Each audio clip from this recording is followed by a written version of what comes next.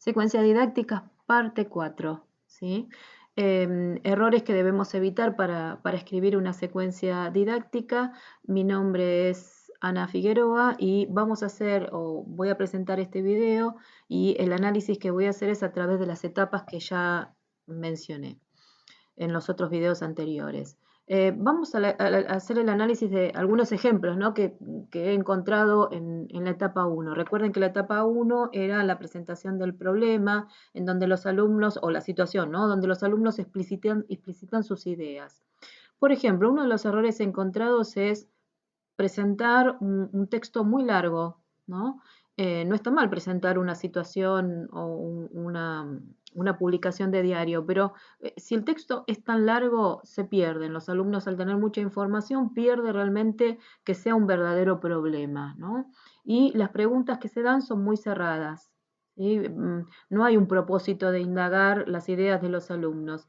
Por ejemplo, ¿por qué creen que hay un límite de consumo de alcohol para conducir? Lo encuentran en el texto, ¿no? O sea, no estoy indagando nada, el alumno está respondiendo preguntas de un texto.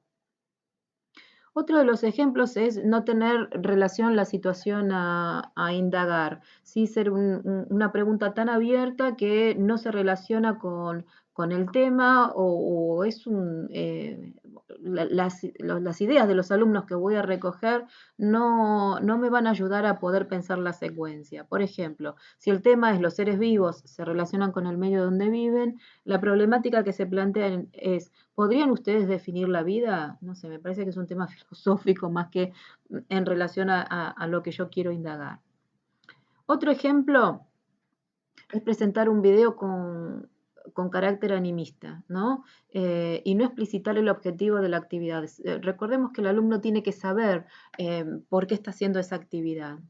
Plantearle el objetivo, ¿no? Y preguntas que no se relacionan con lo que se quiere indagar. Por ejemplo, el tema es el carácter eléctrico de la materia, se les presenta un video y la consigna del docente es: no se le avisará a los alumnos que van a ver la película mencionada. Y mi pregunta es: ¿por qué? ¿Por qué no le vamos a decir qué es lo que van a ver en la película? ¿No podemos dar una orientación? O porque no, directamente que no van a ver una película, que van a ver una película, ¿no? Y las preguntas, ¿no? ¿Qué vieron en el video? ¿Qué les parece que representa el personaje? Y si vamos a hablar de átomos y presentamos un dibujito medio como animado, no va a ayudar, ¿sí?, a romper el obstáculo epistemológico relacionado con el carácter animista.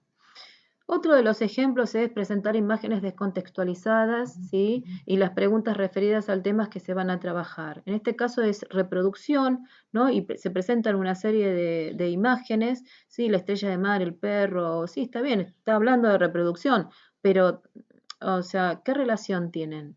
¿Sí? Por lo menos hagamos un contexto, presentemos al alumno un contexto. Recuerden que cuando toda persona, ¿no? O sea, vamos a presentar el problema, ese problema, por eso en la etapa 1 tiene que ser simple, sencillo, porque a medida que yo voy leyendo el problema, me lo van leyendo, vamos dialogando sobre el problema, me voy haciendo una imagen mental sobre la situación que me están planteando. Y si yo no tengo imágenes mentales de la situación que se me plantea, difícil que yo lo pueda resolver como, o sea, pueda pensar alguna pregunta o pueda después seguir avanzando con el resto de las etapas. Bueno, y las preguntas que hacen, por ahí ustedes no las pueden leer, todos los seres vivos pueden realizar ese proceso, o sea, el proceso de reproducción. O sea, hago la pregunta en relación al mismo tema que voy a trabajar, que es reproducción. No hay un verdadero problema. Si es el tema que yo voy a trabajar, ¿no? No puedo preguntarle sobre reproducción. Y otro de los ejemplos también, bueno, imágenes animistas y descontextualizadas, ¿no? O sea, si vamos a trabajar, por ejemplo, seres vivos, mostrarles una variedad de seres vivos, no sé, el pingüino relacionado con una rana, abejitas, bueno, eh, no hay un contexto, animales de distintos ecosistemas, y todos dibujitos, ¿no? Entonces, tampoco ayuda a poder armarme esa imagen mental, poder hacer preguntas y pensar en las ideas que tiene el alumno y cómo puedo continuar con mi secuencia didáctica. ¿Qué pasa en la etapa 2? Recuerden que eran actividades para promover la evolución de los modelos iniciales, ¿no? O sea, acá ya vamos incorporando información que es la que se va a ir anclando con las ideas previas. O sea, o para poder trabajar las ideas de los alumnos a partir de la etapa 1, voy a incorporar nueva información. ¿Qué errores podemos encontrar en esta etapa, ¿no? Que son comunes? Escribir actividades que no se relacionan con lo propuesto en la etapa 1. O sea, propongo un problema y todas las actividades que vienen después no tienen relación. Presentar una variedad de actividades, como por ejemplo leer un texto con el tema reproducción en seres vivos, y luego presentar un video con el mismo tema. O sea, texto y video lo mismo. O sea, con que presentemos uno solo es suficiente.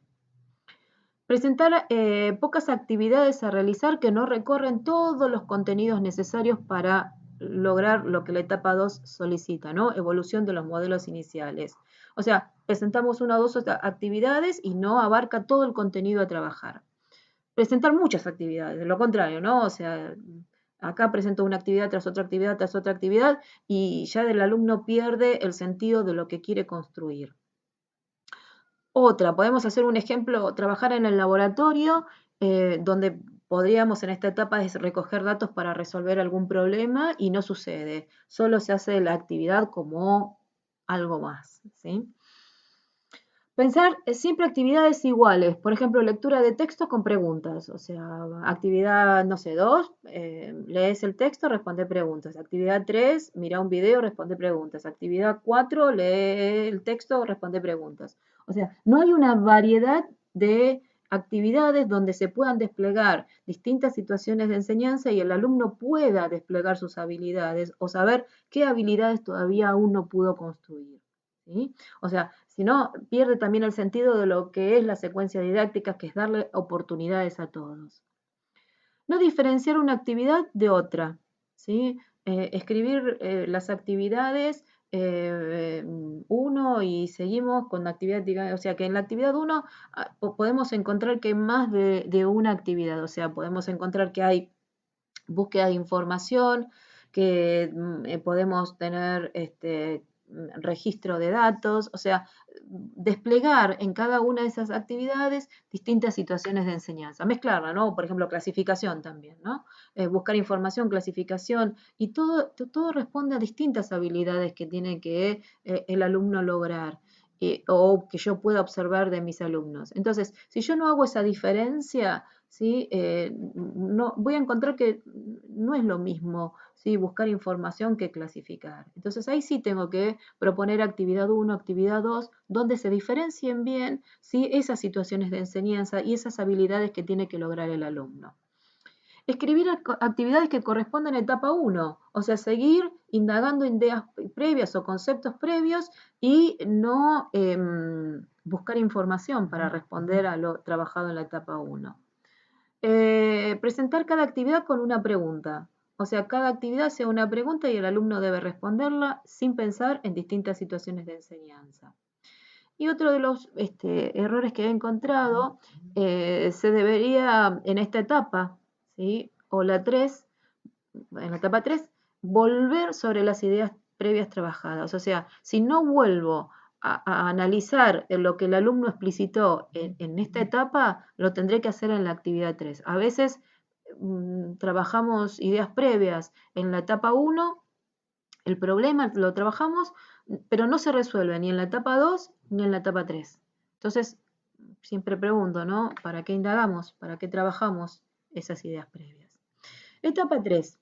¿Sí? Recuerden que la etapa 3 era actividad de síntesis, elaboración de conclusiones en relación a todo lo trabajado. Vamos a ver algunos de los errores que he encontrado en esta etapa.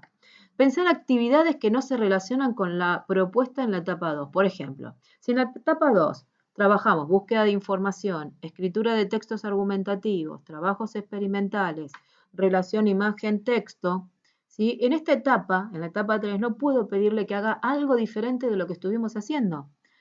Em, ¿Por qué? Porque si estuvimos trabajando ciertas habilidades, no le puedo pedir que algo sea totalmente, o sea, qué sé yo, que haga un mapa conceptual. No porque no lo trabajamos, no vimos cómo se estructuraba o podían escribir un mapa conceptual. Debo ser coherente con las propuestas de la etapa 2. O sea, en la etapa 3 debo ser coherente con la actividad que lo solicito, actividades que hayamos trabajado en la etapa anterior. Otra, pensar actividades diferentes. Por ejemplo, pedirle que hagan en una misma actividad, o sea, actividad de síntesis, ¿no? Que le pido que haga una infografía, un video, un texto informativo. ¿Sí? Lo erróneo de solicitar tantos instrumentos diferentes es que se evalúan de distinta manera, porque cada uno tiene una estructura diferente para ser evaluado, criterios diferentes para ser evaluados.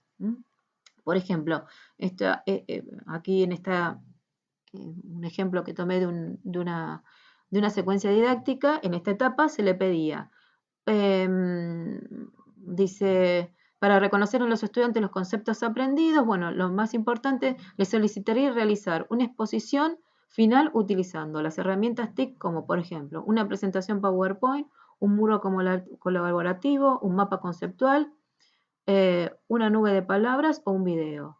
Cada uno de ellos tiene un criterio diferente para ser evaluado. Entonces, un alumno hace un PowerPoint, otro alumno hace un Padlet, otro alumno hace un mapa conceptual. Bueno, ¿cómo los evalúo? ¿Cuál es el criterio? Y la pregunta es, ¿se trabajó todo esto durante la escritura de la etapa 2, o sea, en el trabajo de la etapa 2?